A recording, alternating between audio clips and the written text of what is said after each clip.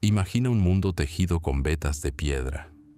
Un mundo donde caminos rectos como flechas conectaban la costa de Britania con las arenas de Siria, donde gigantescos acueductos transportaban agua pura al corazón mismo de megaciudades de millones de habitantes. Este era el mundo del Imperio Romano, una civilización construida sobre la idea de la ciudad. La ciudad era el centro de todo: poder, comercio, cultura, derecho. Dentro de sus muros latía el corazón del imperio. Sus foros vibraban con los debates de los filósofos y las negociaciones de los comerciantes. Sus anfiteatros rugían con las voces de miles de ciudadanos. Roma, Alejandría, Antioquía, Cartago no eran simples conjuntos de edificios, sino organismos complejos que nutrían y sostenían un estado colosal. Pero esa era estaba llegando a su fin. El siglo V a.C.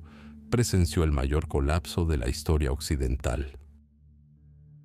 El imperio no murió de la noche a la mañana, ni en las llamas de una sola batalla decisiva. Se desangró durante décadas, erosionado por conflictos internos, crisis económicas y una incesante presión externa. Oleadas de pueblos a los que los romanos llamaban despectivamente bárbaros, godos, vándalos, francos, sajones, cruzaron las fronteras debilitadas. No fueron tanto la causa como el síntoma de una enfermedad mortal. Y cuando el último emperador del Imperio Romano de Occidente fue depuesto en 476, el acontecimiento pasó casi desapercibido para sus contemporáneos. La gran maquinaria ya se había detenido, y lo primero que dejó de sostener fueron sus creaciones más complejas y vulnerables, las ciudades. Ha llegado un mundo sin ciudades. Lo que siguió a la caída de Roma fue más que un simple cambio de poder. Fue un colapso de la civilización. El complejo sistema que había sustentado la vida urbana se desmoronó. Los acueductos, esas obras maestras de la ingeniería que requerían un mantenimiento constante, se obstruyeron y colapsaron. El agua cristalina dejó de fluir hacia las fuentes y los baños de la ciudad, convirtiéndolos en pantanos fétidos y estancados. Los sistemas de alcantarillado fallaron y las calles, antes pavimentadas y limpias, se cubrieron de suciedad y basura, convirtiéndose en caldo de cultivo para enfermedades. Las grandes calzadas romanas, las Viae Romanae, por las que marchaban legiones y circulaban carros con mercancías de todo el mundo, quedaron en ruinas. Sin una autoridad central que las mantuviera, las losas de piedra se agrietaron, los puentes se derrumbaron y los bordes de los caminos se inundaron de bosques, convirtiéndose en refugio de bandidos. Un viaje de 50 kilómetros volvió a ser una empresa peligrosa y lenta, como lo había sido cientos de años antes. La economía global que había conectado las provincias se derrumbó. La gente huyó de las ciudades. Huyeron del hambre, pues el suministro de grano de África y Sicilia había cesado. Huyeron de la anarquía, porque las cortes y legiones romanas ya no garantizaban el orden. Huyeron de las epidemias. Las ciudades, antaño símbolos de seguridad y prosperidad, se convirtieron en trampas de piedra. La población de Roma, que en su apogeo superó el 1.000.000 de habitantes, se redujo a decenas de miles. Un puñado de personas se apiñaban entre las majestuosas ruinas como hormigas en el cráneo de un gigante. Los foros de mármol, donde antaño se decidía el destino del mundo, estaban cubiertos de hierba y convertidos en pastos para cabras. El Coliseo, arena de combate de gladiadores, se convirtió en cantera y fortaleza para los clanes aristocráticos locales. Los residentes desmantelaron antiguos templos y palacios para obtener materiales de construcción para sus humildes chozas. Europa volvía a su estado primitivo. El bosque, que los romanos habían suprimido durante siglos, inició su lento e inexorable avance, consumiendo campos, caminos y las afueras de los asentamientos abandonados. El mundo se volvió agrario. La riqueza ya no se medía por el oro en las arcas, sino por la tierra y la cantidad de personas que la trabajaban. El horizonte del hombre común se redujo a los confines de su aldea y el bosque vecino. La vida comenzó a girar en torno al simple y brutal ciclo de la siembra y la cosecha. La sociedad se volvió jerárquica y cerrada. El ciudadano romano, dotado de derechos y protegido por la ley, fue reemplazado por el campesino dependiente, que buscaba la protección de un guerrero local, un cacique, que pudiera protegerlo de las incursiones de los vecinos o bandidos. Seguridad a cambio de libertad.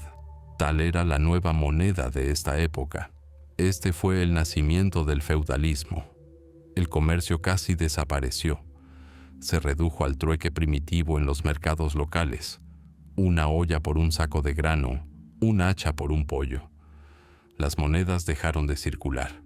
Se atesoraban como tesoros, pero no se usaban en la vida cotidiana. Las artes y artesanías que habían florecido en las ciudades decayeron. Los secretos de la producción de cerámica fina, vidrio, mosaicos intrincados e incluso hormigón de alta calidad se perdieron durante siglos. La alfabetización pasó a ser dominio exclusivo de un puñado de sacerdotes. Para la gran mayoría el mundo volvió a enmudecer, llenándose de supersticiones y temores a las fuerzas de la naturaleza. Pero incluso en este mundo en decadencia surgieron chispas. Los monasterios y las residencias episcopales se convirtieron en islotes de orden y conocimiento en un océano de caos. La Iglesia, la única organización paneuropea que sobrevivió al colapso del imperio, preservó los vestigios de la estructura administrativa romana y la escritura latina. Los obispos a menudo asumían las funciones de gobernadores de las ciudades, organizando la defensa y la distribución de alimentos en aquellas donde aún había vida. En la quietud de los scriptoria monásticos, los monjes escribas rescataron del olvido las obras de autores antiguos, preservando el frágil hilo que unía el pasado con el futuro. Europa, a principios de la Edad Oscura, era un mundo de bosques, aldeas y ruinas. Un mundo donde el fantasma de la Gran Roma se cernía sobre caminos invadidos por la vegetación y acueductos desmoronados, sirviendo como un reproche silencioso y un ideal lejano, casi inalcanzable. Las ciudades, tal como las conocía el mundo antiguo, habían desaparecido, pero la necesidad humana de comunicación, comercio y seguridad no había desaparecido. En las profundidades de este mundo fragmentado y agrario, ya se estaban sembrando las semillas que, en pocos siglos, darían origen a un fenómeno completamente nuevo: la ciudad medieval. Pero esto llevaría tiempo, y este viaje comenzaría desde cero. Inicio del bloque. Antes de renacer, la ciudad tuvo que morir. Y así fue. Tras la caída de Roma, su corazón de piedra dejó de existir. Los acueductos que una vez abastecieron de agua a millones se convirtieron en polvo. Los foros donde se decidía el destino del mundo quedaron cubiertos de maleza. Las ciudades de Europa se convirtieron en fantasmas, sombras de su antigua gloria, donde las cabras pastaban en las ruinas de los anfiteatros y las estatuas de mármol de dioses y emperadores se quemaban hasta convertirse en cal. El mundo se había reducido al tamaño de una aldea, a una parcela de tierra que podía alimentar a una sola familia. Durante siglos, la vida giró en un ciclo cerrado e implacable. La primavera, época de esperanza y trabajo agotador. El verano, época de temor a la sequía o las fuertes lluvias. El otoño, época de escasas cosechas que debían prolongarse durante un invierno largo y oscuro. El hambre no era solo una amenaza, Era una compañera constante, una sombra que seguía a cada campesino desde su nacimiento hasta su muerte. La humanidad estaba atada a la tierra por las ataduras de la supervivencia. Para romper estas cadenas se requería una revolución, pero esta revolución no tuvo lugar en barricadas ni en salones del trono. Comenzó silenciosamente, casi desapercibida, en los húmedos surcos de un campo europeo. Todo comenzó con la tierra misma. A partir del siglo X, el clima en Europa se volvió más templado y cálido. Los inviernos largos y rigurosos se redujeron y la temporada de crecimiento se alargó. Este fue un regalo del cielo, pero para aprovecharlo, los humanos necesitaban nuevas herramientas. Y llegaron. El primer presagio del cambio fue un monstruo de hierro y roble, el pesado arado de ruedas. Durante siglos, los agricultores se habían limitado a raspar la superficie de la tierra con un arado ligero, eficaz en los suelos áridos del Mediterráneo, pero insuficiente en las tierras fértiles, húmedas y rocosas del norte de Europa. El nuevo arado era diferente. Equipado con una enorme reja de hierro, no se limitaba a abrir un surco, sino que se hundía en la tierra como una ballena en el agua. Su vertedera, un ingenioso invento, socavaba la tierra y la removía, ocultando la maleza en profundidad y sacando a la superficie las fértiles capas inferiores. Por primera vez, el hombre había conquistado por completo los pesados suelos arcillosos, transformando millones de hectáreas de bosques silvestres y páramos en campos fértiles. La tierra, latente durante siglos bajo el dosel de los bosques, finalmente despertó y estaba lista para dar una cosecha. Pero mover esta bestia de hierro requería una fuerza enorme. Los bueyes lentos, el animal de tiro tradicional, representaban un desafío. Y aquí viene el segundo protagonista de nuestra revolución, el caballo. Si bien el caballo era más rápido y resistente que el buey, su uso en el campo resultó ineficaz durante mucho tiempo. El antiguo arnés consistía en una correa que se colocaba sobre el cuello del animal. Si se apretaba demasiado, comprimía la tráquea y ahogaba al caballo, impidiéndole trabajar a pleno rendimiento. Y entonces, un genio anónimo inventó la collera. Esta construcción aparentemente sencilla de madera y cuero transfería toda la presión del cuello a los poderosos hombros y pecho del caballo. El efecto fue explosivo. Liberado de la asfixia, el caballo pudo liberar toda su fuerza natural. Trabajando 4 o incluso 5 veces más productivamente que un buey, un caballo enganchado a un arado pesado se convirtió en un verdadero motor del progreso medieval. La velocidad de la labranza aumentó exponencialmente. Campos que antes tardaban semanas en cultivarse ahora podían prepararse en días. Nuevas herramientas y nueva energía requerían un nuevo sistema. Y así nació el famoso sistema de 3 campos.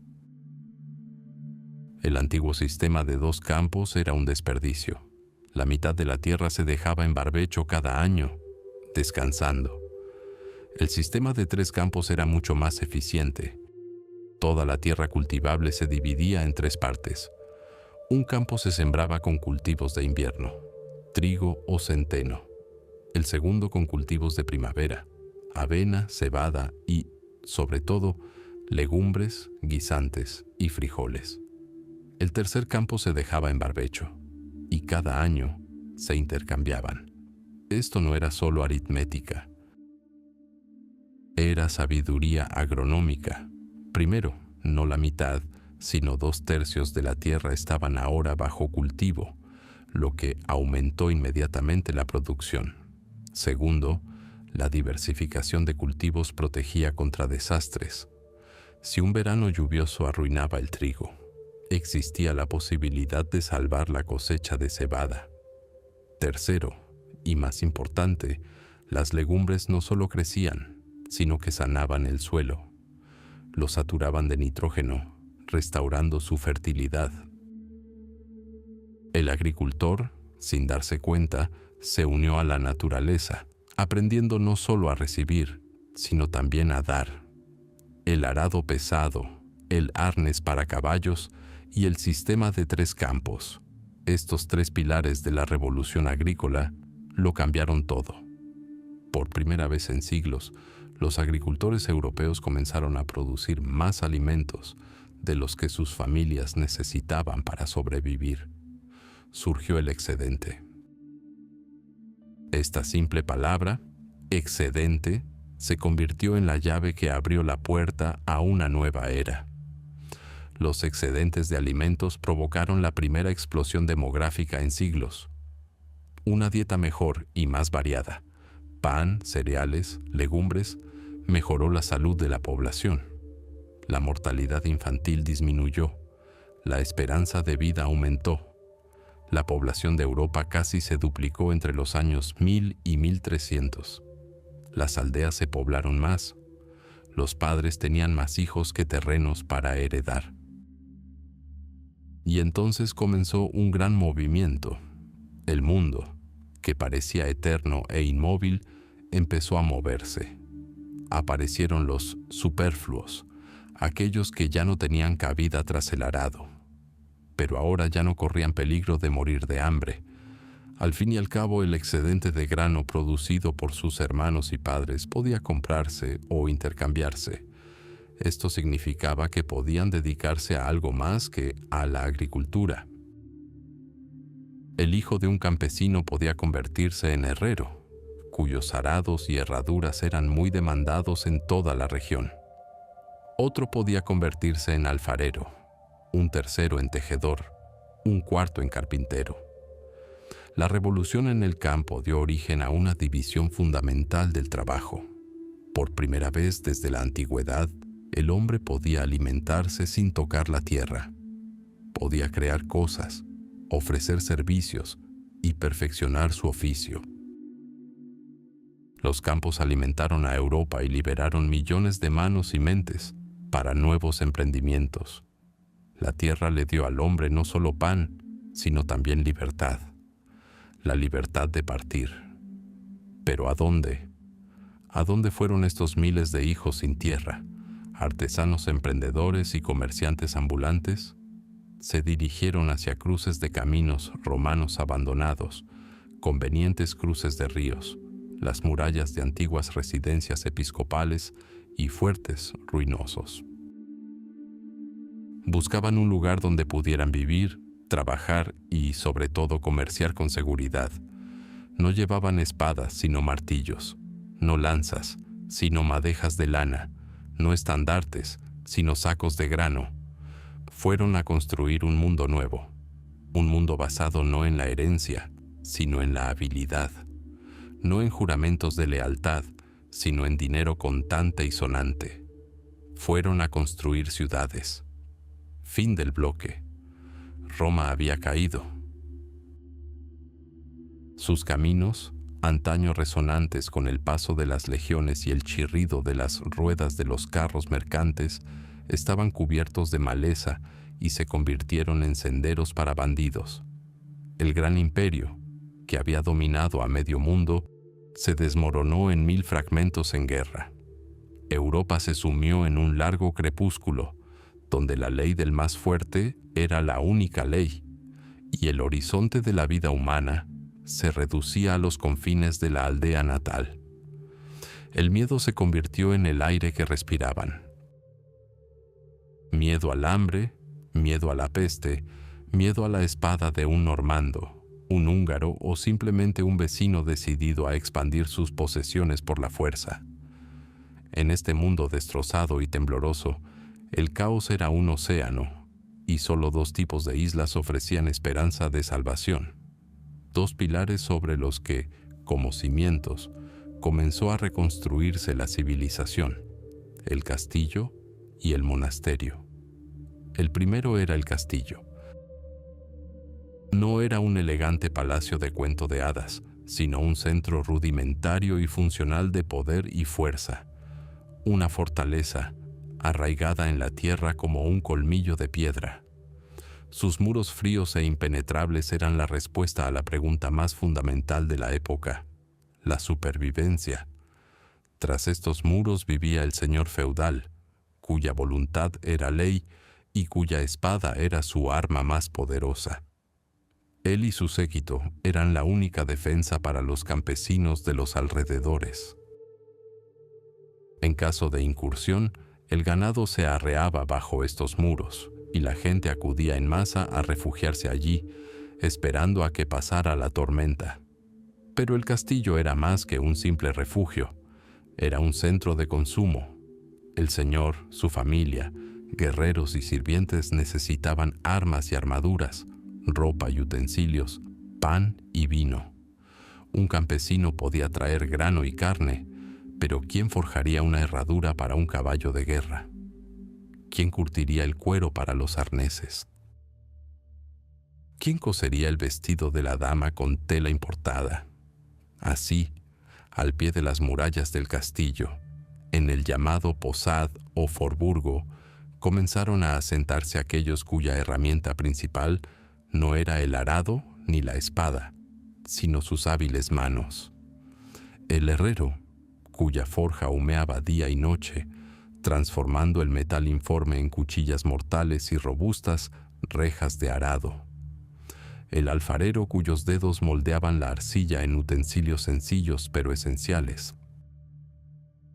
El tejedor, el zapatero, el talabartero, el carpintero, acudían a la sombra del castillo como polillas a la llama. Allí estaba un cliente poderoso y solvente, y allí estaba la protección, la más fiable que se podía comprar. A cambio de seguridad y un mercado, el artesano pagaba tributo al señor o realizaba trabajos forzados. Aún no era libre, pero ya no era un campesino encadenado a la tierra. Era el primer retoño de una nueva clase. Si un castillo era el puño poderoso del mundo, un monasterio era su alma, su memoria y su mente activa. Más allá de los muros de la abadía, la vida fluía según una ley diferente, no por la fuerza, sino por la regla de San Benito, que declaraba: ora et labora, ora y labora, y los monjes trabajaban. Eran más que simples guerreros de la oración.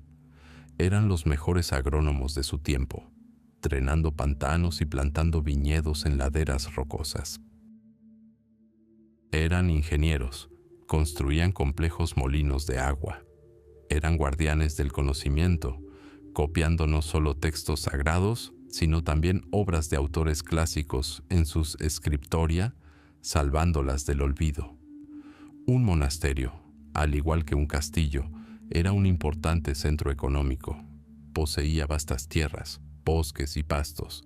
Se requerían cientos de trabajadores para cultivar todo esto. Pero lo más importante es que los monasterios, especialmente los que albergaban reliquias veneradas, se convirtieron en centros de peregrinación.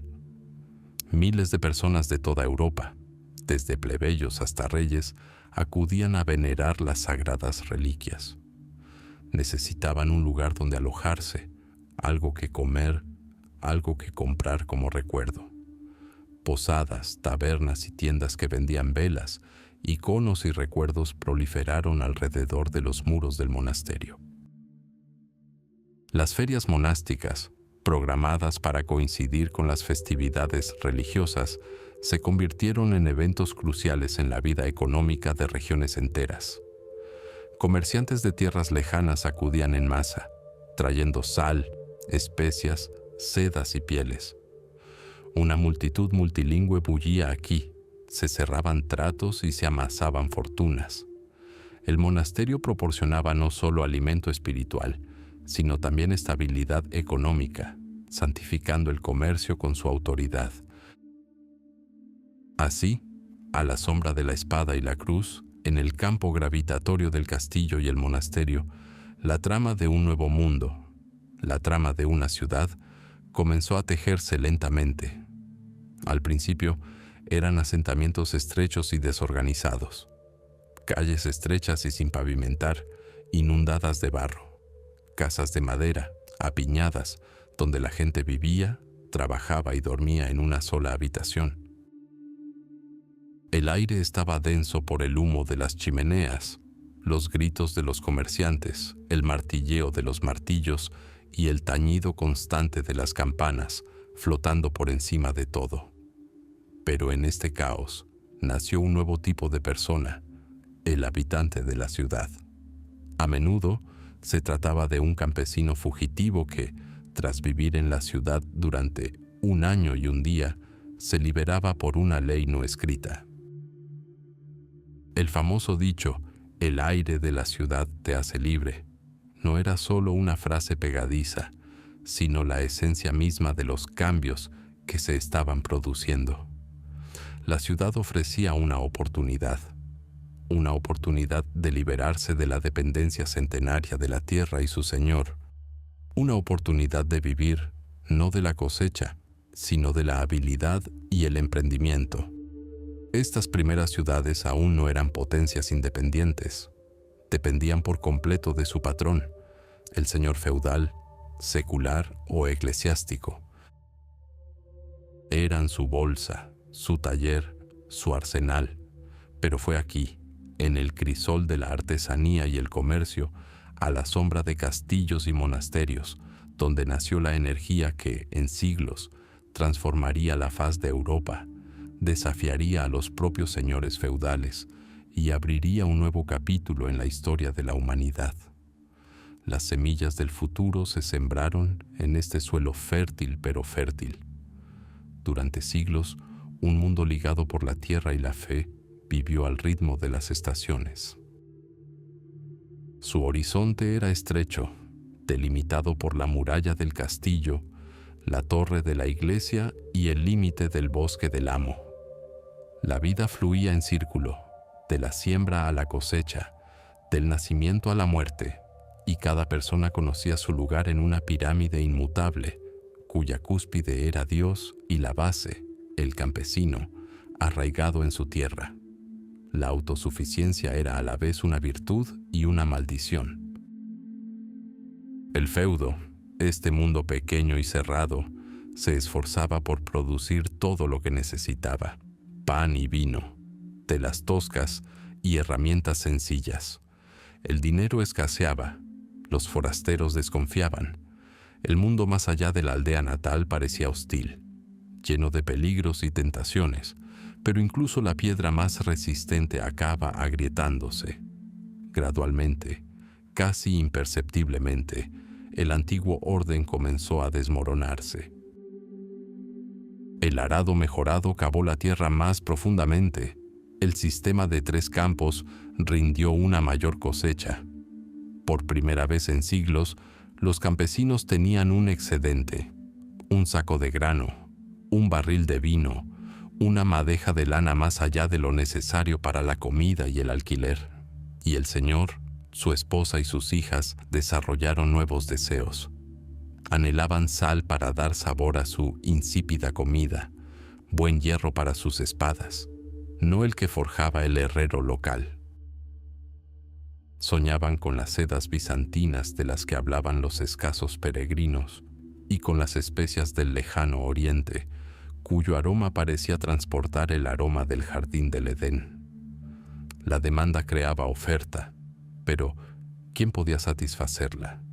Ni un caballero, cuyo oficio era la guerra, ni un monje, cuya preocupación era la salvación de su alma, y mucho menos un campesino, atado a su huerto. Un hombre nuevo respondió a esta llamada, un hombre sin tierras ni linaje noble. Un hombre cuyos únicos activos eran su ingenio, su coraje y sus piernas. Era un hombre de caminos, un comerciante. Al principio eran pocos, solitarios desesperados, vagabundos, aventureros.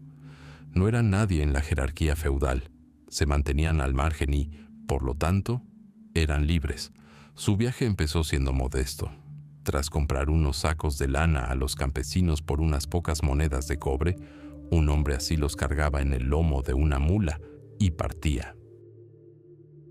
Y el viaje en sí se convirtió en su mayor desafío. Estas no eran carreteras modernas, eran los fantasmas de las antiguas calzadas romanas, rotas, cubiertas de vegetación o simplemente caminos fangosos que se convertían en pantanos intransitables tras cada lluvia.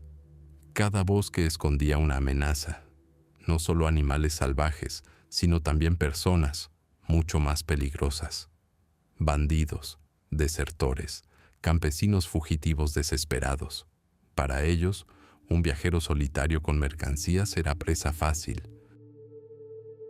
Cada puente, cada vado de un río pertenecía a algún pequeño señor feudal que exigía un peaje por el paso, el pasaje o simplemente por pisar sus tierras. Decenas de estos impuestos podían devorar todas las ganancias futuras. Pero nuestro viajero era tenaz. Sabía negociar, a veces con halagos, a veces ofreciendo un pequeño soborno y a veces apretando los dientes y pagando un precio exorbitante. Pasó la noche a la intemperie, escuchando cada crujido, o en tabernas miserables, compartiendo refugio con peregrinos y mercenarios. Comía lo que encontraba y sufría de fiebre, pero seguía adelante, impulsado por un solo objetivo: entregar sus mercancías a un lugar donde se vendieran a buen precio. Y así, tras semanas, incluso meses de viaje, llegó a su destino. Podría ser una ciudad en expansión cerca de las murallas del castillo de un obispo o un gran monasterio. Allí vendía su lana y usaba las ganancias para comprar cosas que no se conseguían en su zona: sacos de sal traídos de la costa o unos buenos calderos de metal. Ahora su viaje se retrasaba y no era menos peligroso. Pero si la suerte lo favorecía, regresaba a casa no solo con bienes, sino también con ganancias.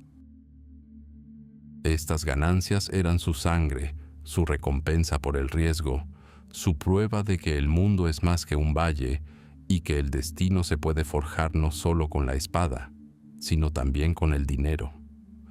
Fue difícil para quienes viajaban solos, y pronto quienes viajaban se dieron cuenta de una simple verdad: juntos era más seguro y rentable. Comenzaron a formar caravanas. Decenas de carros, custodiados por guerreros a sueldo, avanzaban lentamente por los caminos de Europa, representando ya una fuerza considerable. Juntos, luchaban contra bandidos y negociaban peajes con los señores feudales. En estas caravanas nació una camaradería, forjada por el peligro compartido y un objetivo común. Aquí se sentaron las bases de los futuros gremios, uniones que protegían a sus miembros, establecían reglas para el comercio justo y apoyaban a las familias de quienes no regresaban de sus viajes. Los puntos finales de sus rutas eran las ferias. No eran simples mercados, eran grandes eventos, los centros palpitantes de una nueva Europa. En Champaña, Flandes y las tierras alemanas, ciudades enteras de tiendas y puestos surgían durante semanas. Comerciantes de todo el mundo conocido acudían en masa. Los italianos traían pimienta, clavo y seda del Levante. Los flamencos traían las telas más finas. Los alemanes de la Liga Hanseática traían cera, pieles y ámbar del Báltico. Los ingleses traían la lana más fina. Aquí resonaba una mezcolanza babilónica de idiomas y se cerraban tratos por valor de miles de libras. Aquí nacieron nuevos instrumentos financieros. En lugar de cargar con pesados cofres llenos de oro, los comerciantes comenzaron a usar pagarés que podían cobrarse en otra ciudad. Fue una revolución basada en la confianza, una nueva forma de capital, tan valiosa como el dinero. Así, paso a paso, estos hombres del camino, los primeros comerciantes, tejieron la colcha de retazos del mundo feudal. Sus caravanas eran las arterias por donde fluía la sangre nueva, mercancías, dinero y con ellas ideas, conocimiento y noticias. No poseían tierras, su riqueza era mueble, su hogar era toda Europa. eran los precursores de una nueva era. En sus gastadas bolsas de cuero llevaban no solo monedas, sino las semillas del futuro, del que pronto surgirían ciudades libres, desafiando la autoridad de señores y reyes. Su camino fue largo y peligroso, pero fue el que condujo a Europa desde la oscuridad de la Edad Media hacia un nuevo amanecer. Texto de narración pura. Imagine un mundo donde el horizonte está definido por un campo y el tiempo se mide por el cambio de estaciones y el tañido de una campana. Un mundo donde el hombre nace atado a la tierra, como un árbol a sus raíces. Este es el mundo de la Alta Edad Media, un mundo de dependencia feudal. El campesino, o siervo, no era dueño ni de la tierra que cultivaba ni, en esencia, de su propia vida. Sus días estaban programados desde el amanecer hasta el anochecer, trabajando en las tierras del Señor, Corvé, y entregaba parte de su escasa cosecha como renta. Su destino estaba inextricablemente ligado a la voluntad del señor feudal. No podía irse, no podía cambiar de ocupación, no podía casarse sin permiso. Su mundo era pequeño, predecible y carente de esperanza de cambio. Pero por toda Europa, como hongos tras la lluvia, comenzaron a brotar nuevos centros de vida. Las ciudades. Al principio, eran simplemente pequeños asentamientos cerca de las murallas de castillos y monasterios o en los cruces de rutas comerciales. Pero crecieron, llenándose de bullicio, energía y, sobre todo, de oportunidades. Y los rumores de estas oportunidades, como el viento, penetraron hasta los pueblos más remotos. Hablaban de lugares donde se valoraba a una persona no por su nobleza de nacimiento, sino por la destreza de sus manos, donde un zapatero, un tejedor o un herrero podían ganarse la vida con su oficio, en lugar de con el trabajo incesante en los campos ajenos. La ciudad se convirtió en un faro, la promesa de una vida diferente.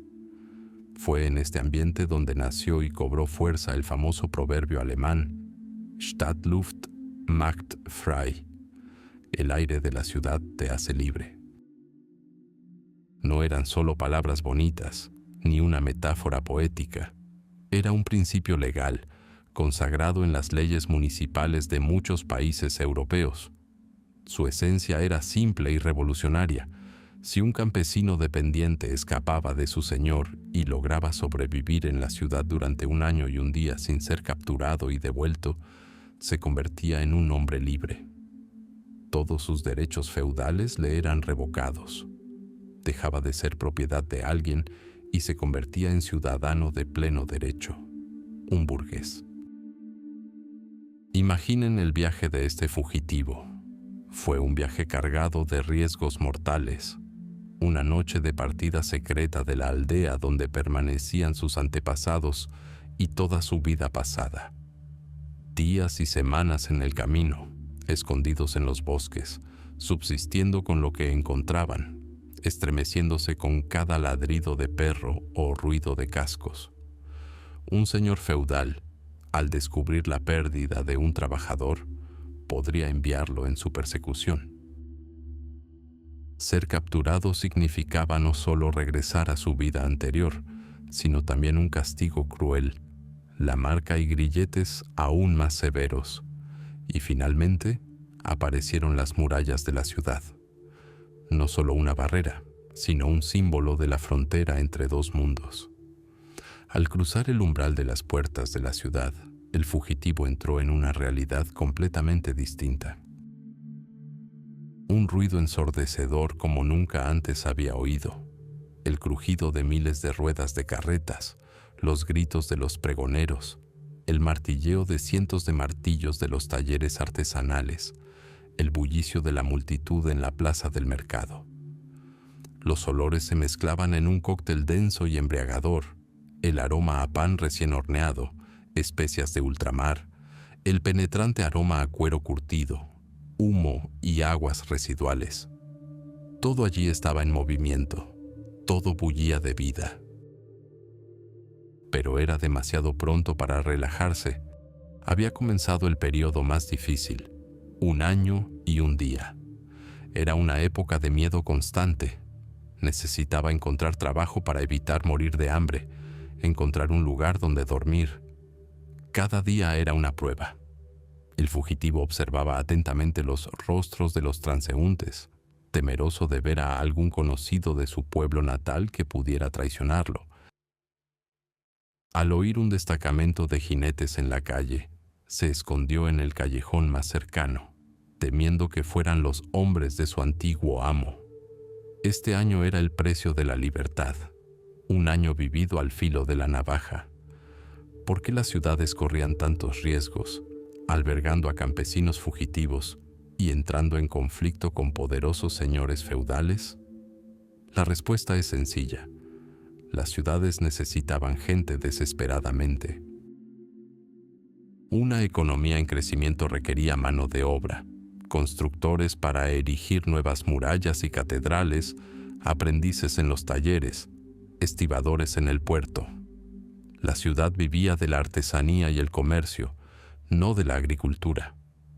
Cada nuevo residente era un nuevo artesano, un nuevo contribuyente, un nuevo soldado para la milicia que defendía la independencia de la ciudad. Al conceder la libertad, la ciudad invertía en su propia prosperidad y seguridad. Su fuerza residía en su población. Y así llegó el día 366, el día en que las cadenas invisibles que habían atado al hombre durante décadas se desmoronaron. El siervo de ayer, un ser querido privado de sus derechos, enderezó la espalda, inhaló el aire de la ciudad, y este aire era realmente diferente. Estaba impregnado no solo de humo y olores del mercado, sino también del aroma de la libertad. Sin embargo, esta libertad no era anarquía. Al convertirse en ciudadano, una persona no solo se liberaba de viejas obligaciones, sino que asumía otras nuevas. Se integraba en la comunidad urbana, la comuna. Debían pagar los impuestos municipales, obedecer las decisiones del ayuntamiento o del magistrado y, en tiempos de peligro, tomar las armas para defender las murallas. Con frecuencia se unían a un gremio, una asociación profesional de artesanos que regulaba estrictamente su trabajo, pero también protegía sus intereses. Cambiaban la dependencia personal de un solo señor por la responsabilidad colectiva ante toda la ciudad. Pero esta era su ciudad, la ciudad que les había dado la libertad y que ahora estaban dispuestos a defender. Así, sorbo a sorbo, el aire de la ciudad erosionó los cimientos del sistema feudal. Creó una nueva clase social, ciudadanos libres cuyo bienestar no dependía de tierras heredadas, sino de su propio trabajo, talento e iniciativa. Las ciudades se convirtieron en grietas en el monolito del mundo feudal, focos de disidencia, centros de la economía monetaria y precursoras de una nueva era. Y todo comenzó con la simple pero increíblemente audaz decisión de un hombre: salir de su terreno hacia lo desconocido, hacia muros lejanos, más allá de los cuales el aire olía a libertad. Escucha. Entre el zumbido de la plaza del mercado y el repique de las campanas de la iglesia, surge un sonido diferente, rítmico, insistente, vivo. Es el martillo golpeando el yunque, el chirrido de una sierra cortando madera, el zumbido mesurado de un telar. Este es el corazón palpitante de una ciudad medieval, y late en miles de pequeños talleres apiñados en calles estrechas y sinuosas. Aquí, a la sombra de los muros de piedra, nació lo que hizo una ciudad, su riqueza, su orgullo, su alma. Este es el mundo del taller y del maestro. Entremos en uno de estos talleres. El aire es denso, impregnado de aromas a metal caliente, virutas frescas y cuero curtido. La luz que se filtra por una pequeña ventana acristalada revela herramientas colgadas en las paredes con una austeridad casi militar. Cada martillo, cada cincel conoce su lugar y espera su momento. No son simples herramientas, son extensiones de las manos del maestro, un depósito de su experiencia y secretos. Y aquí está el maestro en persona. No parece un noble señor feudal vestido de seda, ni un campesino con una tosca túnica tejida a mano. Su ropa es sencilla y funcional, pero su porte resuma dignidad. Sus manos, ásperas, callosas y llenas de cicatrices, son capaces de obrar milagros. Puede transformar una pieza de hierro informe en una elegante cerradura y una tabla tosca en un respaldo de silla tallado, digno de adornar la casa del comerciante más acaudalado. Es el guardián del conocimiento transmitido de generación en generación, no en pergamino, sino en los movimientos de sus manos, en sus proporciones, en los sutiles matices de su oficio. Pero el maestro no está solo en su taller. Su mundo es una jerarquía estrictamente definida, una escalera que solo se puede ascender con paciencia, trabajo duro y talento. En lo más bajo de la escalera se encuentra el aprendiz. Generalmente se trata de un niño de 10 o 12 años, enviado por sus padres para recibir formación durante muchos años. Su camino no comienza con un cincel ni un martillo, sino con una escoba y un cubo. Barre el suelo, aviva el fuego en la forja, acarrea agua y hace recados. Su vida es una interminable serie de pequeñas y tediosas tareas, pero es así, día tras día, como absorbe la atmósfera del taller. Escucha las conversaciones del maestro con los clientes, lo observa trabajar, memoriza los nombres de las herramientas y aprende a distinguir entre los tipos de madera y la calidad del metal. No es tanto un trabajador como la sombra del maestro, sus ojos y oídos. Con el paso de los años, se le confían gradualmente las operaciones más sencillas.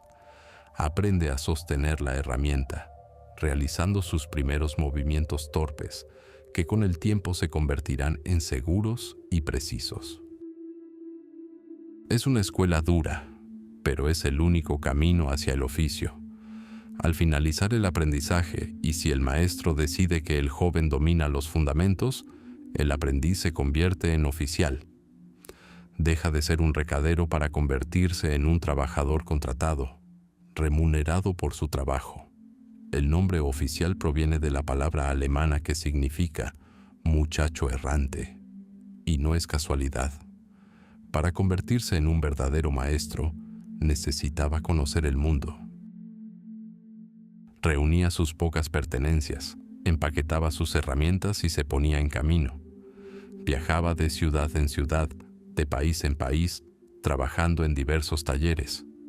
En Milán, aprendía nuevas técnicas de forja de armaduras. En Brujas, los secretos de tejer las telas más finas.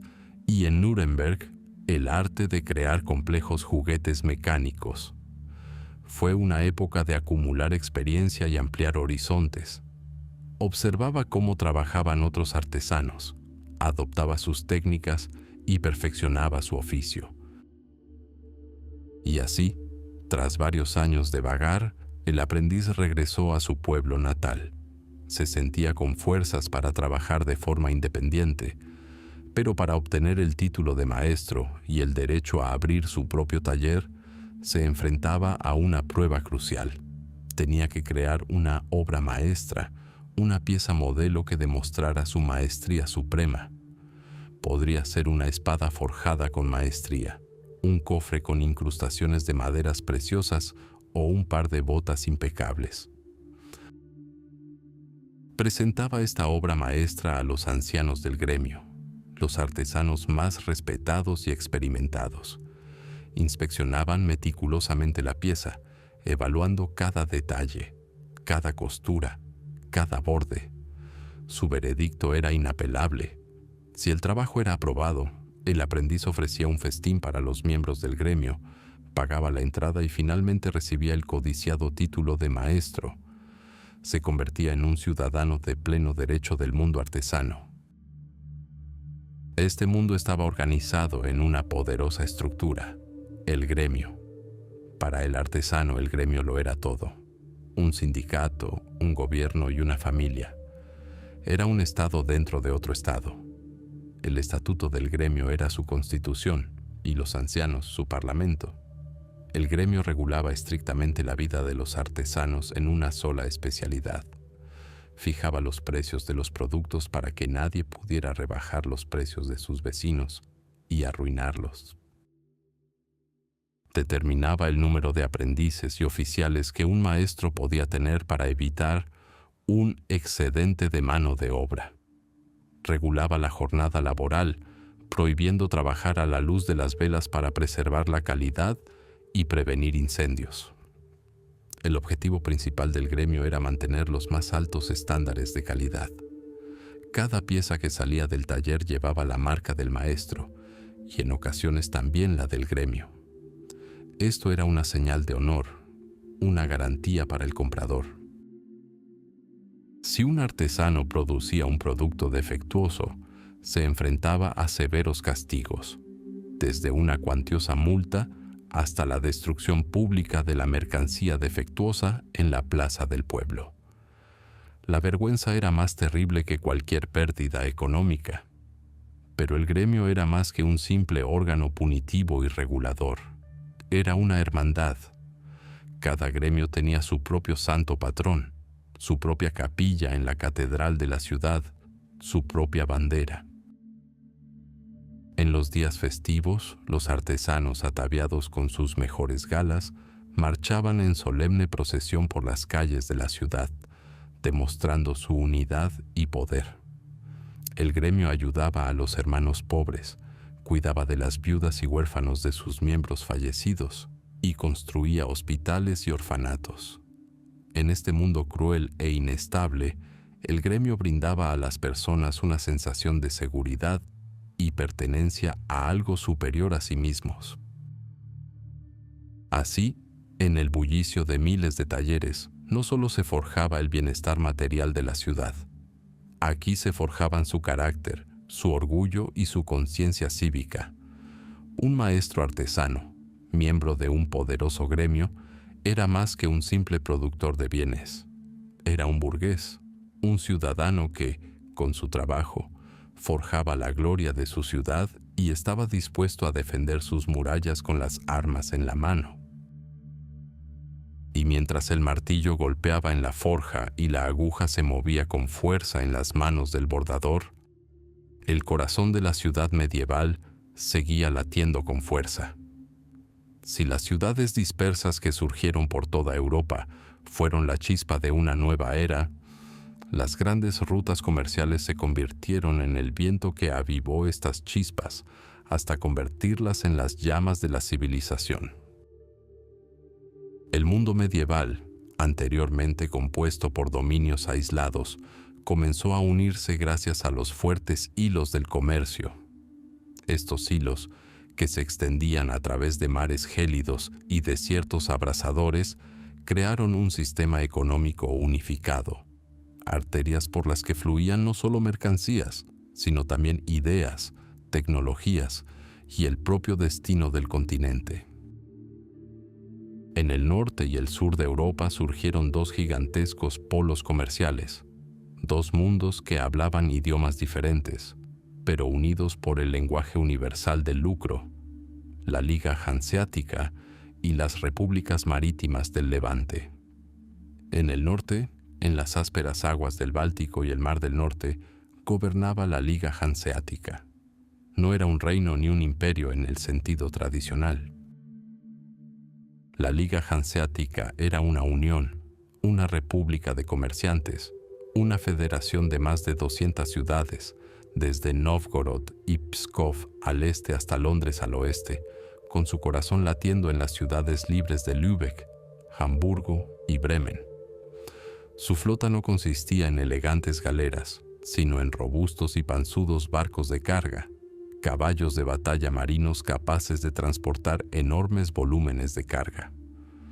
El comercio de la Liga Hanseática era un comercio vital, un comercio de necesidad. De tierras rusas traían pieles para protegerse del frío intenso y cera para innumerables velas de iglesia. De Escandinavia y Polonia, madera para barcos y casas, y grano para alimentar a las crecientes ciudades de Flandes y Alemania. Pero los mayores tesoros del norte eran el pescado y la sal. El arenque capturado en el mar Báltico y salado con sal de Lüneburg era el pan de los pobres, una fuente de proteínas barata y nutritiva que salvó del hambre a millones de personas en toda Europa. Los comerciantes hanseáticos eran pragmáticos hasta la médula. Su mundo no olía a incienso, sino a pescado salado, madera alquitranada y lana cruda. Esta república mercantil era una fuerza a tener en cuenta. La Liga Hanseática contaba con sus propias oficinas, en puertos clave desde Brujas hasta Bergen. Estas oficinas eran verdaderas fortalezas comerciales, estados dentro de un estado, con sus propias leyes, almacenes e incluso guardias armados. La Liga Hanseática podía declarar embargos comerciales, librar guerras, deponer monarcas e instalarlos en el trono. No se inclinaban ante ningún rey, pues su rey era el oro y su reino el mar. Crearon un monopolio en el norte que dictaba los precios de la cera, el ámbar, el cobre y las pieles, convirtiendo las frías aguas en su propio lago interior. Un panorama completamente distinto se desplegaba en el sur, bajo el cálido sol mediterráneo. Allí, las repúblicas marítimas de Venecia y Génova reinaban con supremacía. Si la Liga Hanseática era un reino de necesidad, el Levante era un imperio de lujo. Los comerciantes venecianos y genoveses eran los aristócratas del comercio, aventureros con la mirada puesta en Oriente, Constantinopla, Alejandría y Antioquía. Era desde allí, desde el Levante, desde donde llegaban a Europa las mercancías que enloquecían a reyes y nobles. Era un negocio de ensueño. Las especias, pimienta, clavo, nuez moscada, canela, valían su peso en oro, transformando la insulsa gastronomía de la nobleza europea en un festín para el paladar. Sedas chinas, ligeras y brillantes, piedras preciosas indias, alfombras persas, acero de Damasco, incienso árabe y cristal egipcio fluían en un flujo continuo a través de los puertos del Levante hasta las bodegas de las galeras italianas. Cada viaje era una empresa mortal. Piratas, tormentas, enfermedades y la inestabilidad política de Oriente podían devorar una fortuna entera en un instante. Pero las ganancias también eran fabulosas, capaces de convertir a un simple capitán en uno de los hombres más ricos de la ciudad en un solo viaje. Venecia, la reina del Adriático, y Génova, la magnífica, libraron una guerra despiadada por el control de estos flujos de riqueza. Fue una guerra librada no solo con galeras, sino también con oro, espionaje e intrigas diplomáticas. Establecieron colonias por todo el Mediterráneo y el Mar Negro, desde Crimea hasta Chipre, creando una cadena de puestos comerciales que, como una bomba gigante, absorbían los tesoros de Asia y los enviaban a Europa. Fue este comercio el que financió el esplendor del Renacimiento, construyó catedrales y palacios y encargó pinturas a grandes maestros. La riqueza de Europa nació del aroma de la pimienta y el susurro de la seda. Pero cómo se unió el duro mundo norteño de la sal y el arenque con el deslumbrante mundo sureño de la seda y las especias. Estas dos corrientes convergieron en el corazón mismo del continente. Uno de esos lugares fueron las ferias de Champaña en Francia. Comerciantes de toda Europa acudían en masa a las ciudades de Troyes, Provins y Lagny. Un comerciante hanseático traía telas flamencas, lana inglesa y pieles del norte, y a cambio compraba a un veneciano pimienta importada de Alejandría y seda de China. Aquí, en el polvoriento recinto ferial, entre el murmullo de cientos de voces, se cerraban tratos que conectaban Londres con Damasco y Novgorod con Venecia.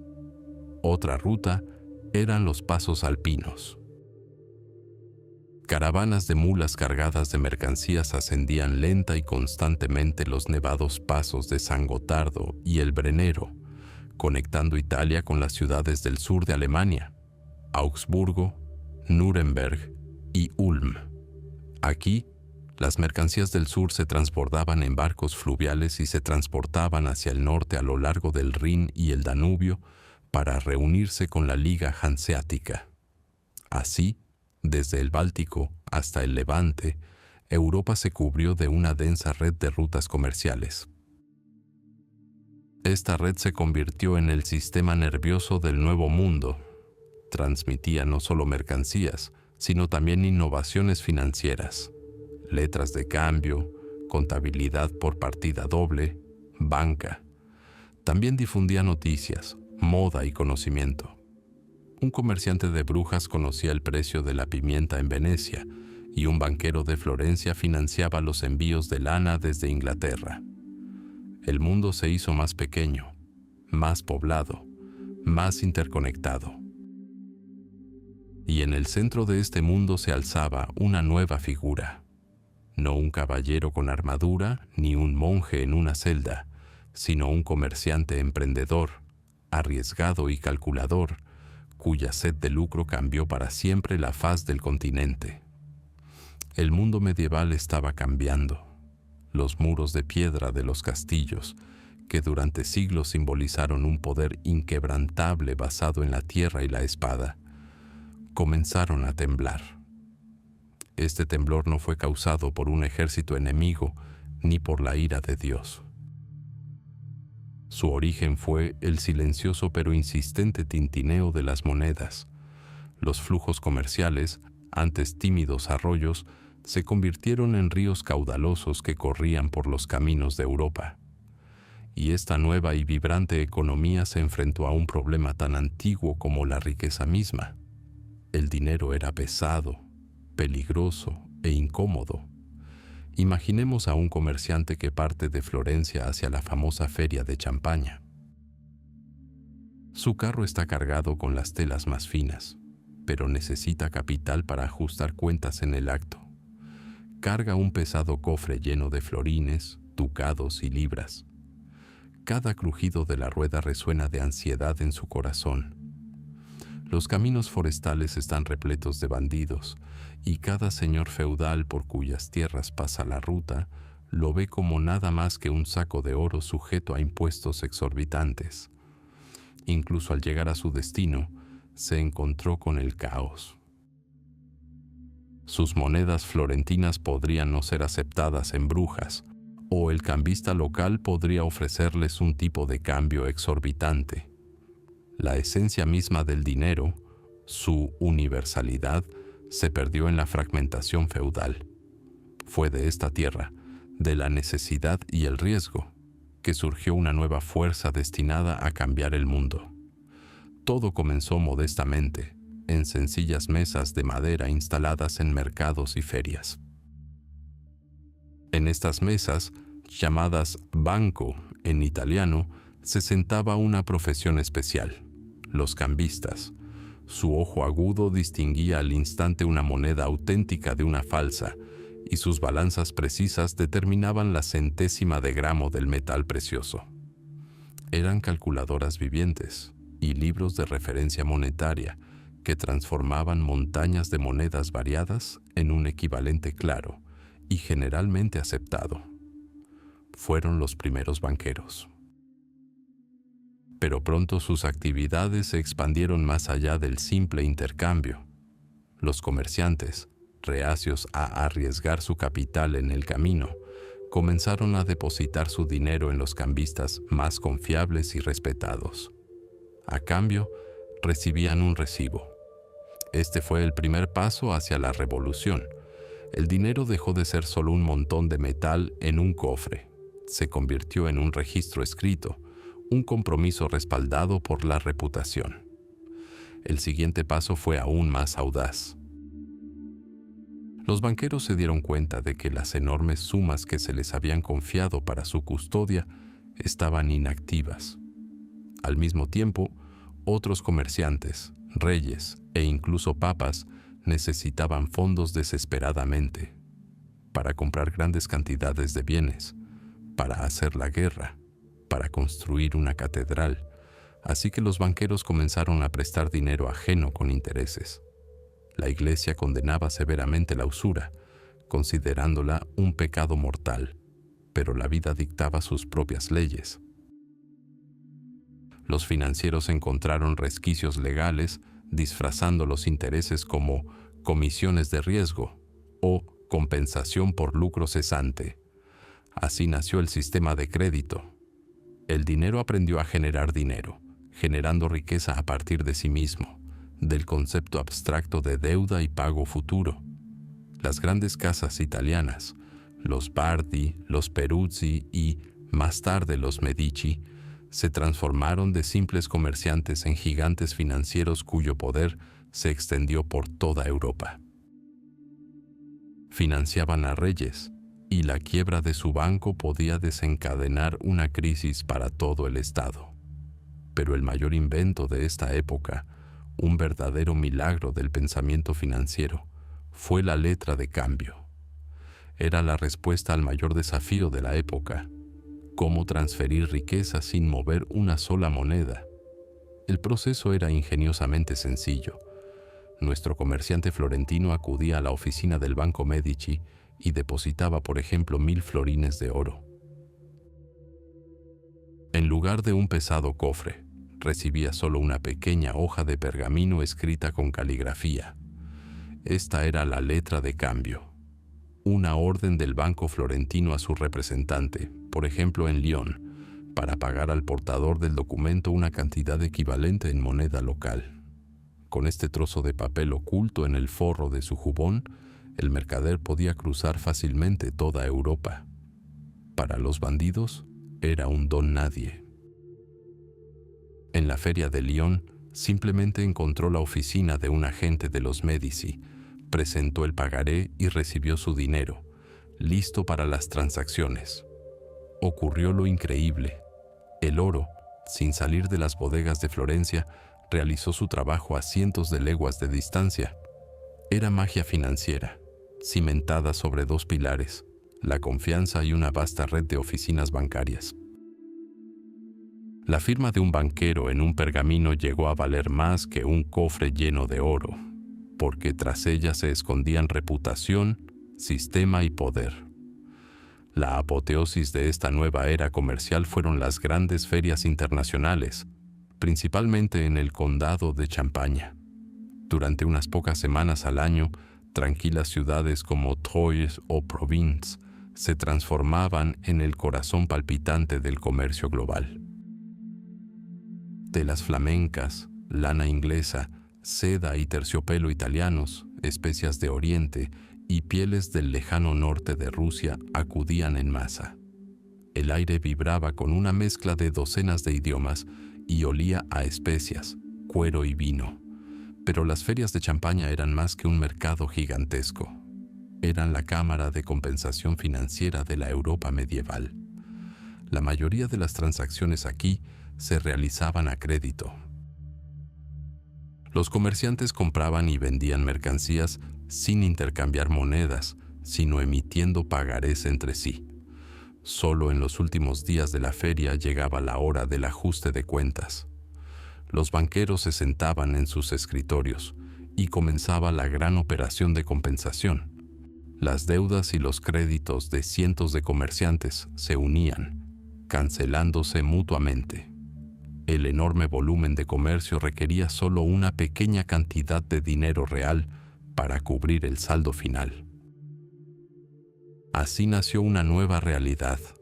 El poder del dinero dejó de ser sinónimo de un cofre del tesoro. Se volvió abstracto, fluido, omnipresente, Hilos invisibles de crédito y deuda enredaron a Europa, creando el primer sistema financiero internacional.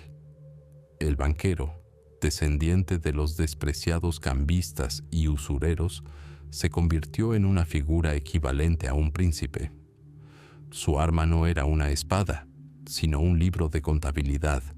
Su dominio no era la tierra, sino los pagarés de los reyes. Este sistema financiero, nacido en caminos polvorientos y ferias bulliciosas, preparó al mundo para una nueva era. Una era de grandes descubrimientos y una prosperidad sin precedentes, donde el principal motor del progreso ya no sería la voluntad de un monarca, sino la incansable energía del capital. Inicio del bloque. El mundo de la Edad Media no estaba unido. Más allá de castillos y monasterios, lejos de la vida tranquila y mesurada de los campos campesinos, emergía un nuevo universo. Un universo encerrado en un círculo de piedra y madera. Esta era la vida más allá de las murallas de la ciudad. La muralla era más que una simple estructura defensiva. Era un símbolo, una frontera entre dos mundos. Afuera, el orden feudal, el poder del señor y un vínculo con la tierra. Adentro, el rugido de la nueva era, el aire embriagador de la libertad y el peligro mortal acechando a cada paso. Cruzar el umbral de las puertas de la ciudad significaba más que un simple cambio de ubicación. Significaba un cambio de destino. Tan pronto como los rayos del amanecer tocaron las agujas de la catedral y los guardias abrieron con un crujido las enormes puertas, la ciudad estalló de vida. Era una sinfonía ensordecedora, caótica y absorbente. El crujido de las ruedas de carretas sin lubricar que transportaban verduras y grano al mercado. El monótono martilleo de una forja, donde un aprendiz sudoroso soplaba el fuelle. Los gritos estridentes de las mujeres del mercado alabando sus productos: pescado fresco, pasteles calientes, cerveza barata. De las puertas abiertas de los talleres llegaba el chirrido de la sierra de un carpintero, el golpeteo acompasado de un zapatero, el zumbido de un telar. Todo esto se fundía en un único e incesante zumbido, el pulso de la ciudad. Las calles eran estrechas y tortuosas, como desfiladeros. Los pisos superiores de las casas, construidas de madera y arcilla, se alzaban sobre los inferiores, casi tocándose, hundiendo el pavimento en una penumbra perpetua.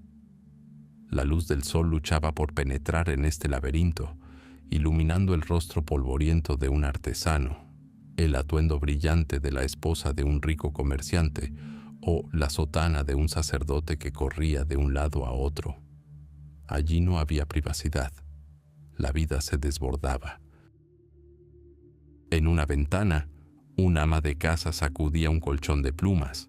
En otra, los aprendices discutían a gritos y canciones de borrachos llegaban del porche de la taberna. Y sobre todo esto flotaba un aroma, denso, omnipresente, inolvidable. Era una compleja mezcla de aromas. El aroma del pan recién horneado de la panadería se mezclaba con el hedor sofocante del taller del curtidor. La fragancia de especias raras de la tienda del comerciante quedaba ahogada por el hedor de las sobras del pasillo de la carnicería, y la nota dominante en este perfume era el hedor de las aguas residuales. No había sistema de alcantarillado. Todos los desechos, humanos y animales, se vertían directamente a las calles.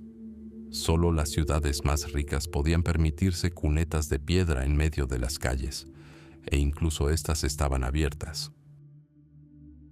Los cerdos que vagaban por las calles actuaban como una especie de servicio sanitario, devorando parte de la basura, pero no era suficiente. Con la lluvia, las calles se convertían en ríos sucios y fétidos, y con el calor, el aire se volvía pesado y sofocante. Estas condiciones insalubres eran un caldo de cultivo para las enfermedades. Las epidemias eran un desastre tan común como las malas cosechas o la guerra. Cualquier fiebre, cualquier infección podía propagarse instantáneamente en las condiciones de hacinamiento, devastando barrios enteros. Los habitantes de las ciudades vivían con la constante conciencia de la fragilidad de sus vidas, depositando su confianza en Dios, en los dudosos remedios médicos y en su propia suerte. Pero la amenaza más aterradora y rápida era el fuego. Casas de madera construidas muy juntas, techos de paja, chimeneas abiertas en cada taller. La ciudad era un polvorín. Una chispa, una brasa dejada descuidadamente, podía reducir a cenizas un barrio próspero en cuestión de horas. Cuando sonaba la alarma, anunciando un incendio, todos los residentes formaban un solo equipo. Con cubos, ganchos y hachas, corrían hacia las llamas, intentando detener su propagación. A menudo, la única manera de salvar la ciudad era destruir las casas que aún no estaban en llamas en el camino de las llamas, creando una barrera. El fuego era un gran nivelador. No perdonaba ni la choza del pobre ni la mansión del prestamista. El día dictaba sus propias leyes, pero con la llegada del anochecer, la ciudad se transformaba. El repique de las campanas de las iglesias anunciaba el toque de queda. Los ciudadanos debían apagar las luces y permanecer en sus casas. Las pesadas puertas de la ciudad se cerraban de golpe y se cerraban con cerrojos macizos. La ciudad se convirtió en una fortaleza sitiada, aislada del mundo exterior hasta la mañana. La guardia nocturna descendió sobre las calles oscuras y desiertas. No eran soldados profesionales, sino los propios ciudadanos, artesanos y comerciantes cumpliendo con su deber. Con linternas y alabardas, patrullaban los laberínticos callejones y sus gritos de «silencio» eran los únicos sonidos que rompían el silencio. La noche era tiempo de ladrones, bandidos y negocios turbios. Salir de casa a menos que fuera absolutamente necesario era una locura. Entonces, ¿por qué la gente acudía en masa a estos hormigueros ruidosos, sucios y peligrosos? La respuesta era sencilla, resumida en un antiguo proverbio alemán: el aire de la ciudad te libera. Tras vivir en la ciudad durante un año y un día, un campesino fugitivo se convertía en un hombre libre. Aquí no había señor feudal. Aquí uno no obedecía los caprichos de un señor, sino las leyes de la ciudad y los estatutos de su gremio. Aquí, la diligencia y el talento podían traer riqueza y respeto. Un herrero podía convertirse en líder de un gremio. Un aprendiz podía abrir su propio taller, y el hijo de un pequeño comerciante podía convertirse en un poderoso comerciante cuyos barcos surcaban los mares lejanos. La vida más allá de las murallas de la ciudad era una lucha constante. Una lucha contra la suciedad, las enfermedades, los incendios y el crimen, pero también era una lucha por un futuro mejor, por el derecho a forjar el propio destino. Y en esta lucha, en este crisol de miles de voluntades y ambiciones, nacieron un hombre nuevo y un mundo nuevo, un mundo que un día transformaría a toda Europa. Fin del bloque. Parecía que la época dorada de la ciudad medieval duraría para siempre. Los muros de piedra protegían eficazmente de los enemigos, los maestros de los gremios se enorgullecían de su artesanía y el bullicio de los mercados prometía riqueza y prosperidad a cualquiera lo suficientemente inteligente y trabajador. La ciudad se convirtió en símbolo de una nueva era, un faro de libertad y oportunidades en el mar del feudalismo. Pero este mundo brillante, construido por las manos de comerciantes y artesanos, demostró ser frágil. El siglo XIV trajo pruebas que pondrían a prueba su fortaleza, la expondrían al fuego, la envenenarían con la peste y la desgarrarían por dentro con la rebelión. El primer jinete del Apocalipsis, el eterno compañero de la vida urbana, fue el fuego. La ciudad medieval era un polvorín a la espera de su chispa. Calles estrechas y tortuosas, donde los pisos superiores de las casas casi se tocaban, creando una penumbra perpetua. Fachadas de madera, techos de paja, reservas de heno y leña apiladas en los patios. Dentro de cada casa, un hogar abierto. En cada taller, la forja de un herrero, el horno de un panadero, la llama de un alquimista. El fuego era esencial para la vida, pero también su peor enemigo. Bastó una chispa descuidada, un borracho que dejara caer una vela para que se desatara el infierno. Las llamas, arrastradas por el viento, saltaron de tejado en tejado con una velocidad aterradora. No solo se movían, sino que corrían, rugiendo y devorando todo a su paso. La madera crujió como huesos en las fauces de una bestia. Las vigas se derrumbaron, lanzando columnas de humo negro al cielo. El sonido de pánico de las alarmas resonó por toda la ciudad, pero era menos una llamada a las armas que un grito de desesperación.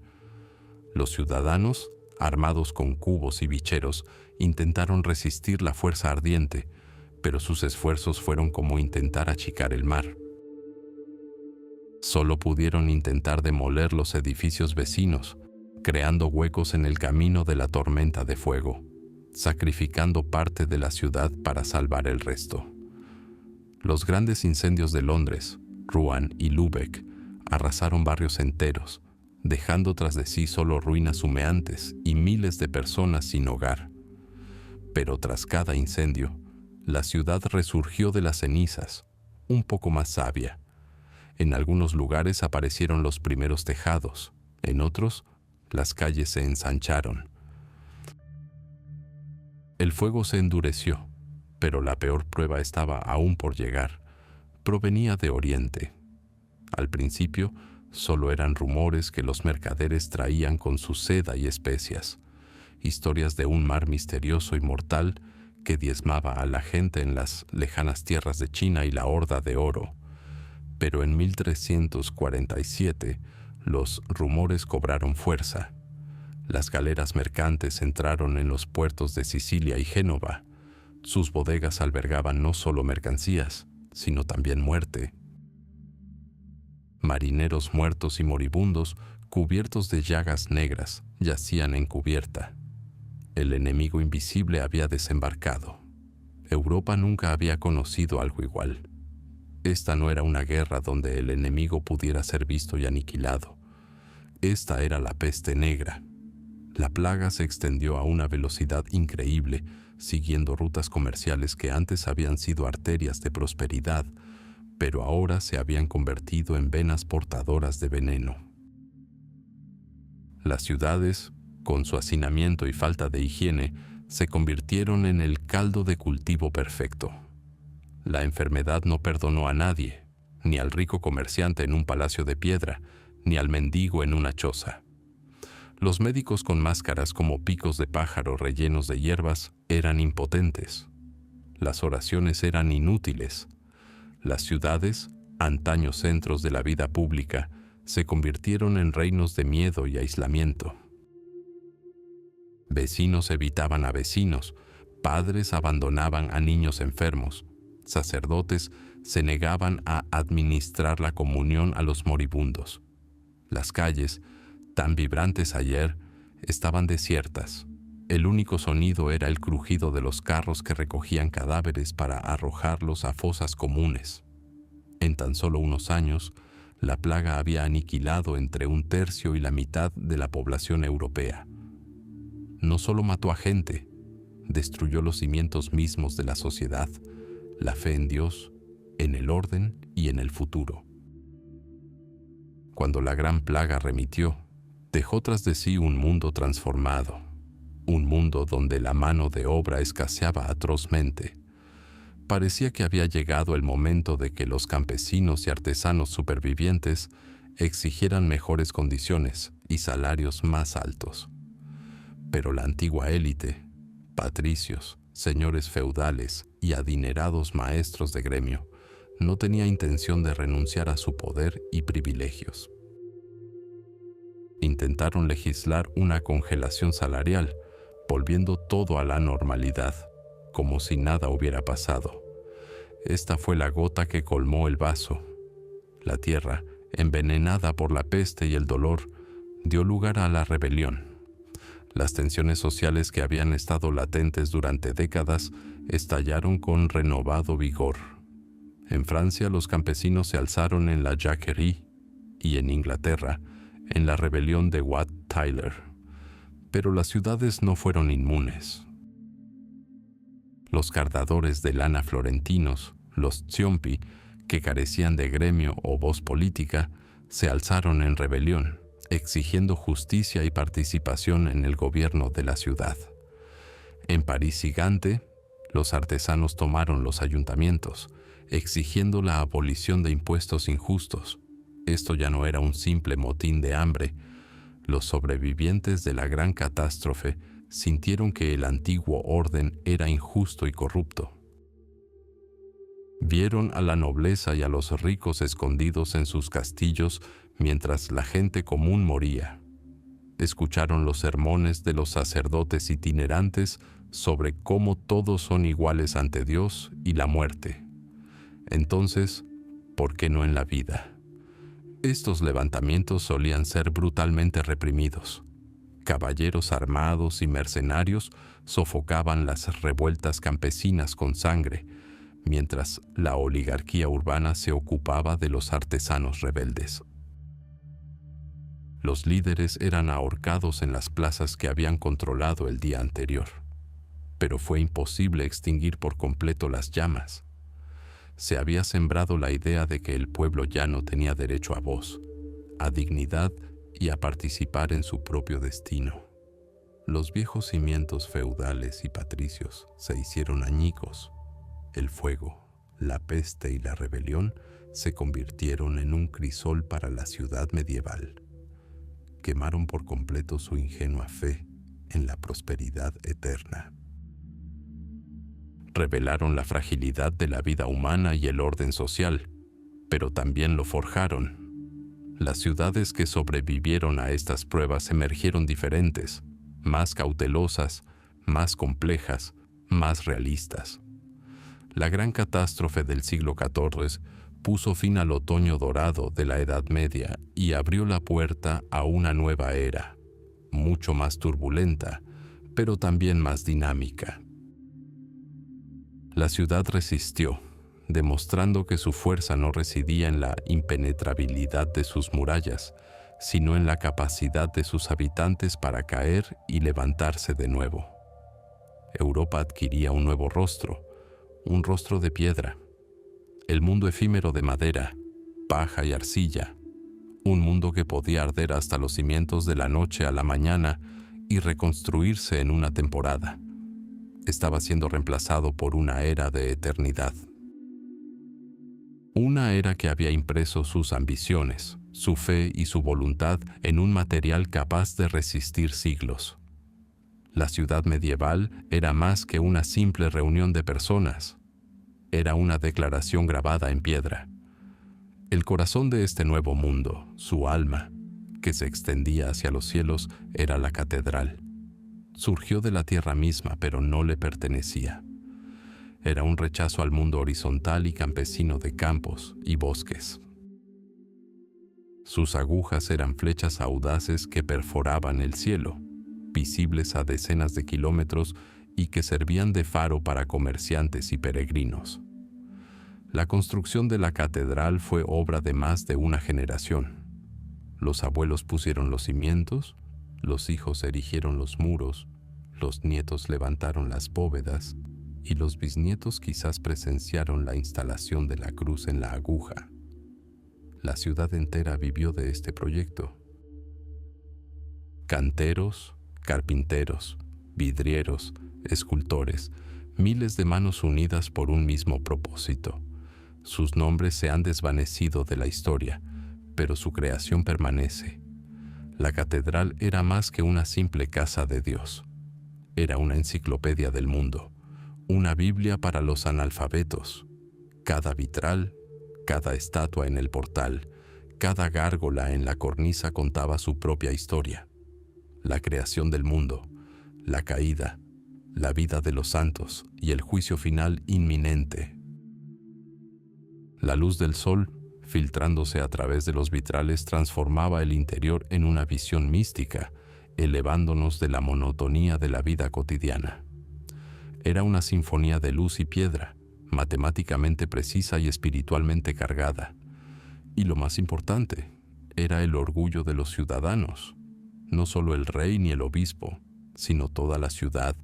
Todos los gremios y cofradías contribuyeron con sus recursos para que su catedral fuera más alta, más grande y más hermosa que las de sus vecinos. Era la encarnación de su fuerza y prosperidad colectivas, pero este rostro de piedra no permaneció en silencio ni se volvió solo hacia el cielo. Adquirió una mente, y esta mente se convirtió en la universidad. Si la catedral era el alma de la ciudad, la universidad se convirtió en su cerebro. La vida turbulenta de las ciudades, la creciente sofisticación del comercio y el desarrollo del derecho exigieron un nuevo tipo de personas. Personas cultas, capaces de redactar contratos, llevar a cabo procedimientos judiciales y comprender la ley. El conocimiento dejó de ser monopolio de los monasterios. Se manifestó en las bulliciosas calles de la ciudad. Los primeros colegios y universidades de estudiantes y maestros surgieron en Bolonia, París, Oxford y Padua. Se desarrollaban intensos debates en fríos auditorios de piedra. Se redescubrió a Aristóteles y se debatieron sobre la naturaleza del universo, la esencia del derecho y la estructura del cuerpo humano. Este fue el nacimiento de la Europa intelectual. La escolástica, con su lógica estricta y su deseo de reconciliar la fe y la razón, se convirtió en una especie de arquitectura intelectual, tan compleja y multifacética como una catedral gótica. La universidad formó a abogados, médicos y funcionarios, personas que gobernarían este nuevo mundo cada vez más complejo. Forjó los cuadros para una nueva era, y este nuevo mundo debía tener su propio corazón, no espiritual, sino secular, su propio lugar de poder. Junto a la casa de Dios se alzaba la casa del hombre, el ayuntamiento. Si la aguja de la catedral apuntaba al reino de los cielos, la torre del ayuntamiento, el campanario, afirmaba la autoridad y la libertad aquí en la tierra. Su campana convocaba a los ciudadanos no a la oración, sino al ayuntamiento, para defender las murallas o para celebrar la última concesión de libertad. El ayuntamiento era una fortaleza de la independencia de la ciudad. Entre sus muros se asentaba el magistrado, elegido entre los burgueses más ricos e influyentes. Aquí se administraba justicia, se custodiaba el tesoro municipal y se guardaban los cánones de pesos y medidas, símbolos del comercio justo. Su arquitectura estaba a la altura de su propósito, imponente, a menudo ricamente decorada, demostraba la riqueza y el poder de la ciudad no menos que la catedral. Era un puño de piedra que la ciudad podía mostrar a cualquier señor feudal que se atreviera a vulnerar sus derechos. Y todo esto, catedrales, universidades, ayuntamientos, las casas de ricos comerciantes y las casas gremiales, estaba encerrado dentro de un impenetrable anillo de piedra, la muralla de la ciudad. No era solo una fortificación defensiva, era la frontera entre mundos. Dentro de las murallas operaban leyes diferentes, fluía un tiempo diferente. El aire de la ciudad libera, decía el proverbio. La muralla de la fortaleza era la encarnación física de esta libertad. Sus enormes puertas eran las arterias por las que la vida fluía hacia la ciudad. Caravanas cargadas de mercancías, oleadas de campesinos rumbo al mercado, estudiantes errantes, Pero estas mismas puertas también podían sellarse ante un enemigo, convirtiendo la ciudad en una isla inexpugnable en medio de un mar feudal. Así, paso a paso, piedra a piedra, Europa cambió su rostro. En lugar de pueblos y castillos dispersos, surgió una red de centros urbanos vibrantes y enérgicos. La catedral, eje de la fe. La universidad, centro de la razón. El ayuntamiento, foco de la voluntad. Y la muralla, escudo seguro. Esto era más que un simple nuevo estilo arquitectónico. Era una nueva civilización, forjada en granito y arenisca. El rostro de piedra de la nueva Europa miraba hacia el futuro, y en sus rasgos ya se vislumbraban los contornos de las eras futuras. El Renacimiento, la Reforma y la Edad Moderna. Estos cimientos estaban establecidos para siempre. Cuando el polvo de los siglos se asienta y el bullicio de las plazas de mercado y el martilleo de los barrios artesanos se desvanecen en el pasado lejano, nos queda una pregunta fundamental. ¿Qué dejó la ciudad medieval? ¿Cuál es su verdadero legado? La respuesta supera incluso las expectativas más descabelladas. El legado de los burgueses es más que simples muros de piedra y catedrales góticas. Es el modelo de un nuevo mundo, el amanecer de una era que llamaremos Edad Moderna. La Edad Media en esencia era un mundo de tierras, poder, riqueza, estatus. Todo se medía en acres, propiedades y cosechas. Era un mundo estático y jerárquico, donde el destino de cada persona se sellaba con el nacimiento.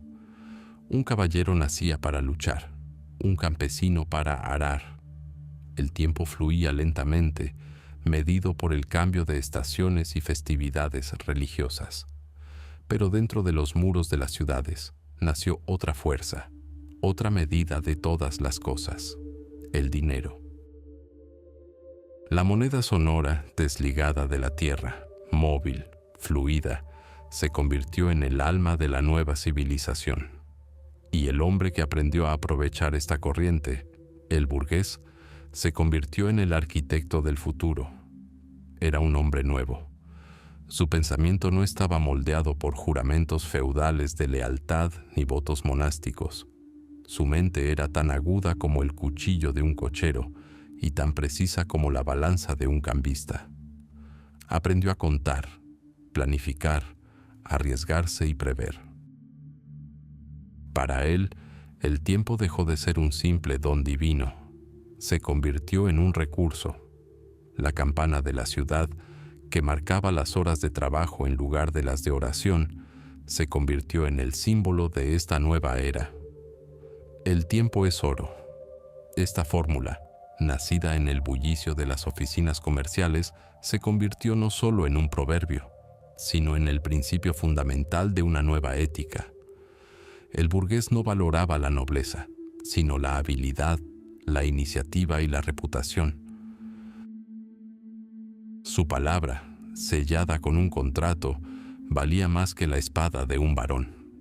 Esta nueva mentalidad, como un poderoso disolvente, comenzó a corroer los inquebrantables cimientos del sistema feudal.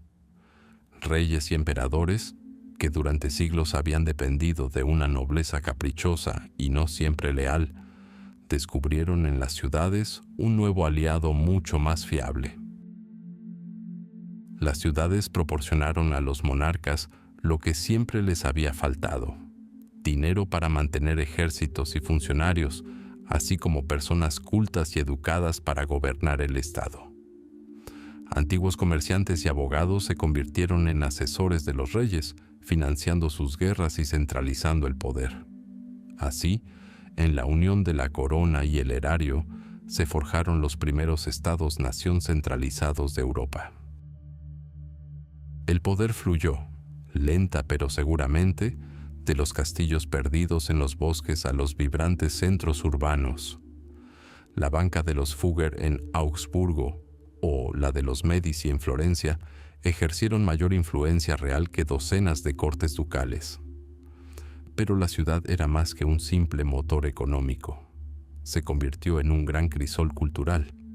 Si los monasterios eran los guardianes del conocimiento antiguo, las ciudades se convirtieron en generadoras de nuevos conocimientos. Fue en entornos urbanos libres de dogmas rígidos donde florecieron las primeras universidades, en Bolonia, París y Oxford. Aquí, el conocimiento dejó de ser dominio exclusivo del clero. Los hijos de comerciantes y artesanos estudiaron derecho, medicina y retórica, creando una nueva intelectualidad secular. La riqueza acumulada mediante el comercio y la artesanía exigía expresión, y encontró expresión en el arte. Comerciantes y banqueros, deseosos de inmortalizar sus nombres y glorificar sus ciudades, se convirtieron en los mayores mecenas de las artes. Encargaron pinturas y estatuas, construyendo no solo ayuntamientos y casas gremiales, sino también capillas y catedrales, compitiendo entre sí en lujo y piedad. Fue con este dinero que Giotto, Brunelleschi y Van Eyck crearon. El Renacimiento, con su culto a la humanidad, la razón y la belleza, habría sido imposible sin el apoyo financiero e ideológico del patriciado de la ciudad. Nació no en castillos caballerescos, sino en las casas bancarias de Florencia, los astilleros de Venecia y las oficinas comerciales de Brujas. Finalmente, la visión misma del mundo de la humanidad cambió hasta quedar irreconocible. El mundo feudal era local, limitado al horizonte del bosque más cercano. El mundo del burgués era global. Sus intereses se extendían desde los almacenes hanseáticos en el Báltico hasta los mercados de especias de Alejandría. Pensaba en términos de mapas, rutas comerciales y el equilibrio entre la oferta y la demanda. Esta necesidad de nuevos mercados, nuevas fuentes de materias primas y una ruta directa a los tesoros de Oriente se convirtió en el principal motor de los grandes descubrimientos geográficos. Los barcos de Colón, Magallanes y Vasco da Gama se equiparon con fondos de inversores urbanos y se guiaron por ideas nacidas en el entorno urbano, ideas de cálculo, beneficio y expansión de horizontes. La ciudad medieval, tras extender sus tentáculos comerciales por todo el mundo conocido, finalmente expandió sus fronteras hasta límites sin precedentes. Así, a finales de la Edad Media, el habitante urbano, el burgués, legó a la emergente era moderna algo más que riqueza. Legó las herramientas esenciales para construir el futuro, una economía capitalista basada en el dinero y el crédito, la idea de un Estado-nación gobernado por una burocracia, una cultura y unas ciencias seculares impulsadas por la investigación racional y, lo más importante, un nuevo tipo de individuo, seguro de sí mismo, emprendedor, libre y responsable de su propio destino. Los rascacielos de las megaciudades modernas son descendientes lejanos de los campanarios góticos. La Bolsa Mundial hereda el humilde banco del cambista medieval. Los parlamentos y las constituciones surgieron de las cartas de libertad que las ciudades lucharon durante siglos por asegurar.